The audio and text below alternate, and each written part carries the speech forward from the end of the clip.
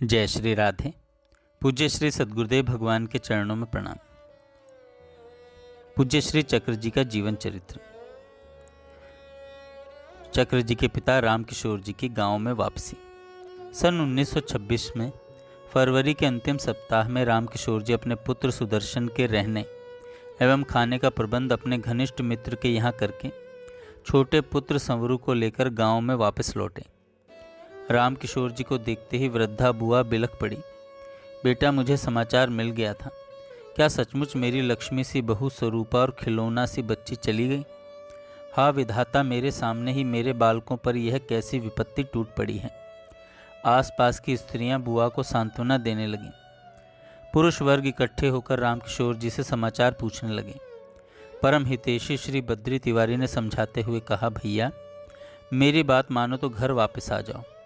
परदेश में अपना कौन है? घर में सब मिलजुल कर रहते हैं। समय असमय दुख सुख में एक दूसरे के काम आते हैं। भैया तुम्हारी बात सच है, परंतु यहाँ रहकर कुछ क्या कर सकूँगा? बालक वहाँ पढ़ेंगे, उनका भविष्य कैसे बनेगा? क्या बात करते हो ठाकुर साहब, इतनी जमीन जायदाद है, घर द्वार है, धरती कभी बांझ नहीं होती, सोना उगलती है। श्री बद्री तिवारी की इस बात का कई कंठों ने समर्थन किया,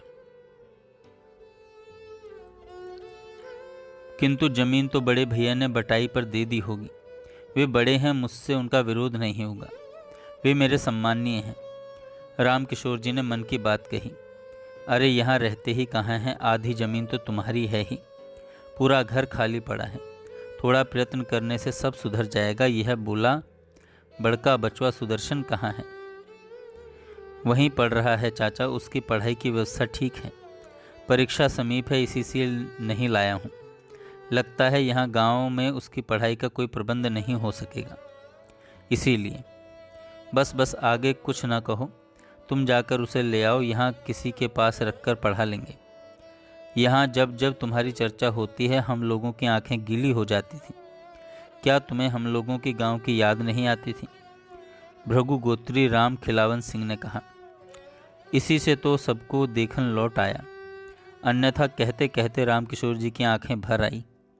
इस पर तो उमंग में भरा राम खिलावन सिंह उनके गले से लिपट गया और भरे भरे गले से बोला, भैया रामाज्ञा सिंह नहीं रहा तो मैं हूं ना, उनकी बराबरी तो क्या कर पाऊंगा, फिर भी सेवा में कोर कसर नहीं रखूंगा। मैं आज से ही आपका छोटा भाई हूं। हाँ ठाकुर साहब, जो हो गया सो हो गया, अब संभाल लो, लौट आओ। विपत्तियों से थके रामकिशोर ने अपना आग्रह छोड़ दिया और निश्चय हो गया कि 1 महीने के अंदर अभी रामकिशोर जी लौट जाएंगे।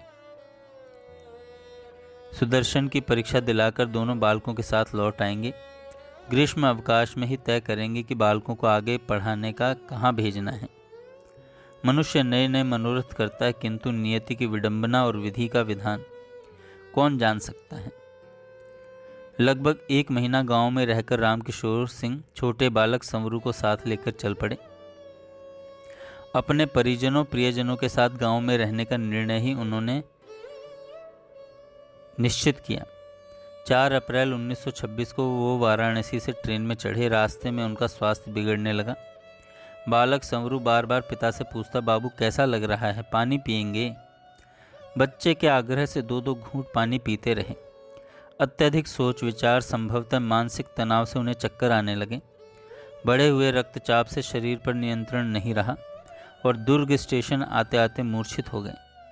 सह यात्रियों ने पुलिस की सहायता से उन्हें नागपुर स्टेशन पर उतार लिया। पुलिस ने मेयो हॉस्पिटल नागपुर में उन्हें भर्ती करा दिया। 12 वर्षीय संवरू पिता के सिरहाने आंसू बहा रहा था।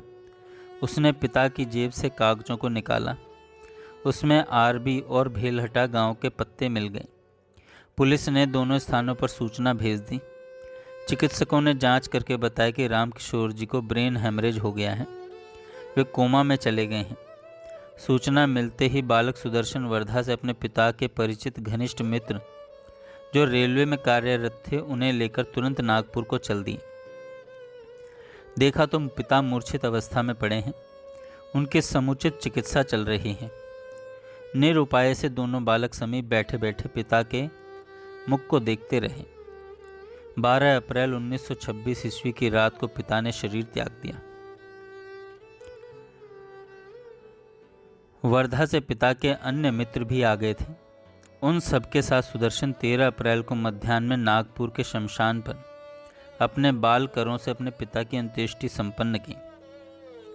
14 वर्ष 4 महीने का बालक सुदर्शन आज अपने छोटे भाई का अभिभावक एवं जीवन का संपूर्ण उत्तरदायित्व वहन करने वाला वरिष्ठ व्यक्ति बन गया। उधर 10 अप्रैल को अनायास आदित्य सिंह जी भेलहटा आ गए। उन्हें वृद्धा बुआ और बद्री तिवारी ने रामकिशोर जी के घर लौटने और बहू स्वरूपा एवं जयंती के मृत्यु का समाचार दिया। गांव के सम्मान्य वयोवृद्ध जनों ने आदित्य सिंह को समझाया, तुम्हारा भाई रामकिशोर तुम्हारा बहुत सम्मान करते हैं, इसलिए सब छोड़कर स्वावलंबी हो गए हैं। आज के युग में क्या किसी के घर में ऐसा भाई है? भैया अब तुम उसके साथ अन्याय मत करो। सोचो, तनिक 6 साल कोई कम नहीं होते। तुम्हारा भाई आधा हो गया है, सूख कर। यह ठीक है कि घर पर भजन पूजा पाठ कथा वार्ता में ही उनका समय बीतता है। अकस्मात राम आज्ञा मर गया, उसमें उसका क्या अपराध? बहू भी चली गई, अब रामकिशोर को कदाचित कुछ हो गया तो तुम क्या करोगे? सब कुछ सुनकर आदित्य सिंह गंभीर होकर कुछ सोचने लगे। दुल्हन की मृत्यु सुनकर क्रोध जाता रहा। सोचने लगे, सचमुच रामकिशोर अकेला रह गया। उसने कभी मेरी अवज्ञा नहीं की। उसके दोनों मासूम बच्चे बिना माँ के हो गए। चौपाल से गांव के लोग जाने को खड़े हुए। उसी समय डाकिये ने आकर पूछा, रामकिशोर सिंह का घर कौन सा है? हाँ हाँ यही है। हाँ का उत्तर सुनकर उसने तार पकड़ा दिया। बद्री तिवारी ने उसे अपने पुत्र जगदीश तिवारी को पढ़ने को दिया। आशंकित होकर जानने की जिज्ञासा में खड़े रह गए। जगदीश तिवारी ने पढ़ा, रामकिशोर जी इज सीरियस, कम सून। पता मेयो हॉस्पिटल नागपुर। यह लो, जिसकी आशंका थी वही हुआ।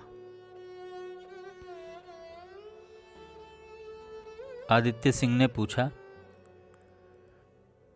क्या हुआ मेरे भाई को? अपना रामकिशोर गंभीर रूप से बीमार है, हॉस्पिटल में भर्ती है। हे भगवान, साथ में 2 छोटे बच्चों को छोड़कर कोई भी तो नहीं है। कहते हुए राम खिलावन रो पड़ा। अरे यह क्या हो गया, मैं जाता हूँ इसी समय। उदास मन बिना जल पिए आदित्य सिंह उठकर चल पड़े। वे सोचने को विवश हो गए, कैसा भी हो है तो मेरा भाई। मैंने सचमुच उसके साथ न्याय नहीं किया।